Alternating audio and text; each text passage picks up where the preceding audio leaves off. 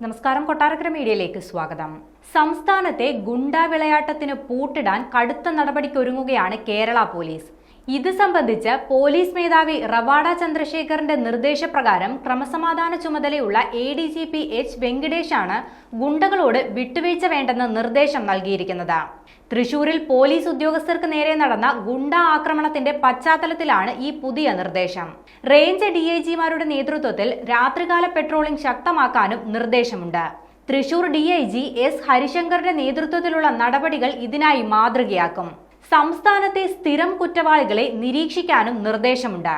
കാപ്പ് ചുമത്തപ്പെട്ടവരുടെ പ്രവർത്തനങ്ങളും പോലീസ് നിരീക്ഷിക്കും. DYSPമാരുടെ നേതൃത്വത്തിൽ രാത്രികാല പെട്രോളിംഗ് ശക്തമാക്കും. ജില്ലാതലത്തിൽ DYSPമാരുടെ നേതൃത്വത്തിൽ സ്ട്രൈക്കിംഗ് ടീം ഉണ്ടാക്കും. സബ് ഡിവിഷനുകളിൽ ഇൻസ്പെക്ടറുടെ നേതൃത്വത്തിലും സ്ട്രൈക്കിംഗ് ടീം വേണമെന്ന് നിർദ്ദേശമുണ്ട്. രാത്രികാലങ്ങളിൽ സ്ട്രൈക്കിംഗ് ടീം പൂർണ്ണ സജ്ജമായിരിക്കണമെന്നും നിർദ്ദേശം നൽകിയിട്ടുണ്ട്.